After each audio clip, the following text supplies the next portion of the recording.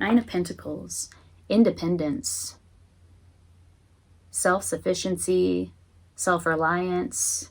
And we mentioned abundance before. This woman is independent, satisfied with her independence, and surrounded by abundance. And she recognizes the abundance that is around her and appreciates it. And what you appreciate, appreciates, right? So she's really loving life right now, loving her independence. Hey Gemini, welcome to your general tarot reading for January 2021. Thank you for joining me. My name's Amanda. If it's your first time here, welcome. Thank you for stopping by. If you are returning, thank you for coming back. I appreciate your support. If this reading resonates, hit the like button. Consider subscribing to my channel. And if you're looking for a personal reading, I'm doing those. The link is below in the description box. All right, so for today, we are going to take a look at your heart, your mind, your body. We'll look into the past, the present, and the future, and we'll pull a few cards of clarification and advice for you as you move through January. So let's sync up. I've been shuffling your cards, and let's cut the deck 3 ways. Okay, Gemini, in the position of your heart, we have the World reverse. Some cycle is not complete. In the position of your mind, we have the Fool reverse. Some new beginning has not begun. Okay. In the position of your body, we have the Strength card. Wow. Taming your baser instincts. Getting in control of your emotions in the foundation. Like that might be where you're at. Like I need to really get a grip on my emotional state. I need to get in control of my emotions, my instincts, my motivations in order to gain more stability. In the position of the past, we have the Shaman of Discs. I feel like you've been on a journey. Somebody's been journeying. Somebody's been on some sort of path of healing, path of deeper wisdom, path of understanding. The Shaman of Discs is, it really suggests either a phase of development that is nearing completion, or a personality that is older, more mature, that's been putting the work in, doing the work, so is pretty wise. That's in the past. That's in the position of your past. In the future, possible outcomes for the future, we see the Eight of Wands. So this could be communication coming in very fast. That will help you complete this cycle, bring something to a close. It's pointed directly at the present moment, also in the position of your heart, which is the World in reverse. Something has not quite completed or been achieved yet. So there's some sort of communication that's coming in. Could be a passionate communication. It could be a heartfelt communication. These are Cupid's arrows. Could be communication around love. Interesting. All right, let's clarify everything, shall we? So we have the World in reverse in the position of your heart, also in the position of the present moment. So let's clarify the World in reverse. Something doesn't feel completed. You might have been dealing with a Shaman of Discs type personality in the past. This might have to do with that personality, or it could be that you're embodying that energy. The Emperor in reverse and the Six of Cups. This has to do with some sort of past connection, past life connection. The Emperor in reverse is an abuse of power, distortion of some sort, some rigidity here. So it could have been that a past connection here, a past relationship, that had these Emperor in reverse qualities is not quite completed. Still feels like there's completion that needs to happen there for you. It could have been with the Shaman of Discs type personality. Now the King of Pentacles, which is the Shaman of Discs, is the minor arcana version of the Emperor. In the present moment, the energy is coming out in the reverse. The Emperor energy is coming out in the reverse. In the past, it's upright. So yeah, so you're dealing with somebody here that has that Emperor energy, sort of in a position of authority, in a position of leadership. In the reverse, it can be an abuse of that power. It can be rigidity. It can be stubbornness. It can be a desire for, an unreasonable desire for control, very controlling. Okay, so some connection here in the present moment from the past with the personality like that, or the connection has those qualities, is remaining sort of stuck and incomplete for you in the present moment. It's weighing heavy on your heart. In the future, there's some sort of communication, heartfelt, potentially passionate communication that will come in, that will help you. It's directed at the world in reverse. It's directed at the intention is to resolve, bring to a conclusion, bring to completion this past connection, or it will illuminate something for you about this situation that we just described. The Fool in reverse here, and what you think about it all, like no new beginning, not open, not receptive. The Fool in the upright is very open, very receptive, drops all of their baggage, drops all of their judgments, drops everything that they know to be true. The Fool is really a tabula rasa. It's a blank slate in order to embark upon a new journey where they can, in order to be open to a new journey. Let's just put that there. In reverse, it's not open, it's not receptive, and it's not a new beginning. It's not a new journey, right? So clarifying that is the Two of Swords. Yeah, really feeling blocked. Look how the heart space is blocked here. Nope, not seen, not feeling, blocked. This is all in the position of your mind, by the way, Gemini. You feel successful and like you've had some sort of achievement. That's in the position of your mind. There's been a separation. There's been a forced recuperation, a forced recovery after a betrayal. The Four of Swords follows the Three of Swords, which is a betrayal. It's taken it all out of you, and you've had to, like, you were forced to recover. Feeling very guarded. Not connected to your intuition. So these two cards are interesting. It's like you're not listening to your intuition and your heart space is blocked. This is in the position of your mind. There's no new beginning. You are not receptive. You're not open to a new possibility, a new opportunity, or a new beginning. You feel successful with this mindset. You also are sort of laid out, right? You can't. You have to. It's almost like a forced coma, right? And then guarded, extremely guarded. Wow. That's a lot here to be in your headspace. What is the Strength card in the Foundation? Getting in control of your emotions, those darker emotions, those darker aspects, the shadow aspects, really befriending them and accepting them and then containing them so that they're not running the show. They're not driving the bus.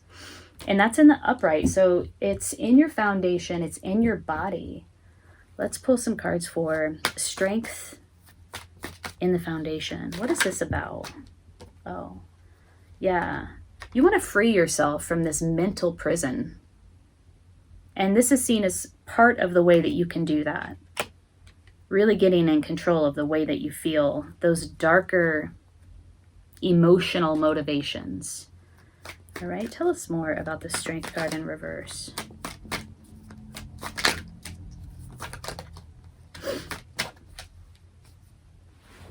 We have 2 8s showing up here now. 8 is the number of infinite abundance. Also a number of communication. Cosmic wisdom. Tell us more about the Strength in reverse and the 8 of Swords in reverse. It's almost like you realize that the things that were imprisoning you, the ideas, the fears, the worries, the concerns, the anxieties that were imprisoning you are not real, and that you can free yourself from them. Nine of Pentacles, independence, self-sufficiency, self-reliance. And we mentioned abundance before. This woman is independent, satisfied with her independence, and surrounded by abundance. And she recognizes the abundance that is around her and appreciates it. And what you appreciate, appreciates, right? So she's really loving life right now, loving her independence. This is in your foundation. Getting in control of your darker aspects, your shadow self, your shadow, like coming to terms with it, recognizing it, accepting it, and then befriending it so that it doesn't run the show. Freeing yourself from a mental prison and stepping into this energy of an independence, and really loving your independence. It's a sort of an abundance mindset, but it also has to do with self-sufficiency, self-reliance, loving where you're at. This is in your foundation. Let's look at this Shaman of Discs. I'm not sure if this is your energy or the person, the past life connection that showed up here in the present moment, the Six of Cups and the Emperor in reverse. Let's learn more about the Shaman of Discs. That's too much. Let's keep shoveling. And then we'll clarify the Eight of Wands as well. Shaman of Discs, please. Tell me more about this. Shaman of Discs in Gemini's past. Like I said, this is the minor arcana version of the Emperor. The Emperor did come out in the reverse in the present moment. Really wanting to control. The Emperor can be seen as somebody who is disconnected from their emotions, especially in the reverse. It's not the place where they're making decisions from, right? Seven of Pentacles. Like really, the Shaman of Discs here, this is clarifying. Excuse me, the Shaman of Discs. Let's put this up for you. This could be a personality that you were really sort of waiting on. Somebody that you were waiting on. Somebody or something, a relationship that you were wondering about your return on investment. Should I invest more into this? I'm not seeing positive returns on my investment.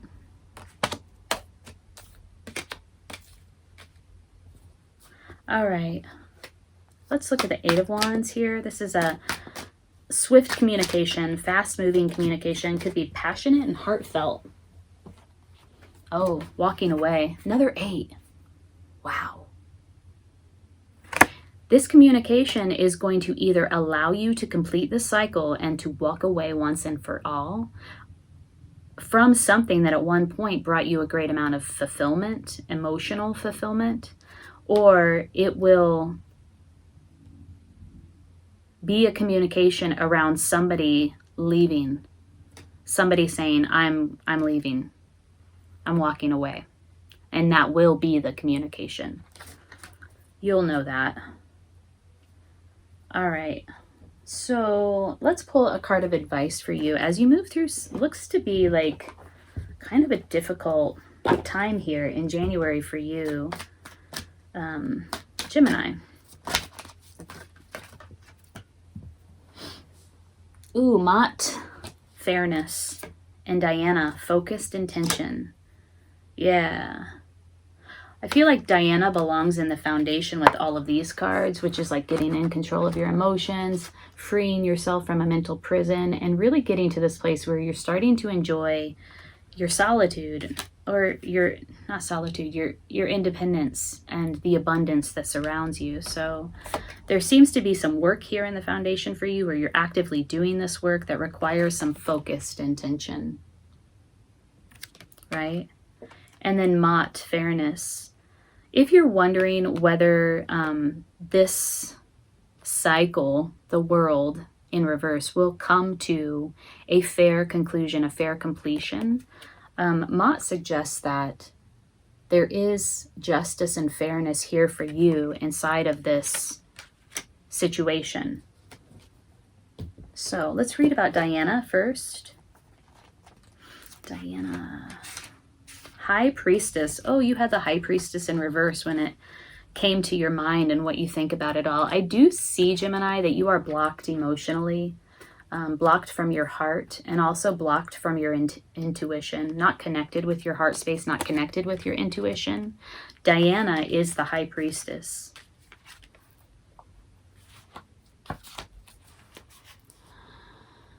Okay. Oh no. Hold on one second. Wrong page.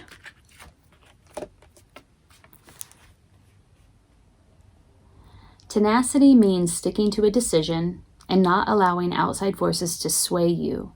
Imagine yourself to be like a mighty oak tree with your roots deeply planted into Mother Earth. Feel your solid strength and steady upward growth. Know that no matter what happens, you will succeed. Your branches may twist and turn as you flex toward the light, yet your unwavering intentions will ensure that no faint wind will sway you from your mission. Be in charge of your body, your schedule, and your mind, and keep them focused upon your target.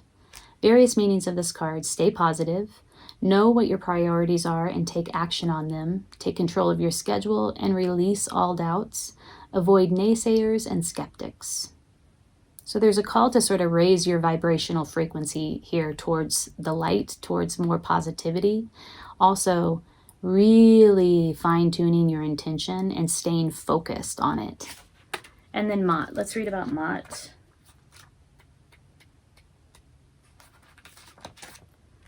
Mott says, this situation will be handled in a fair and just manner.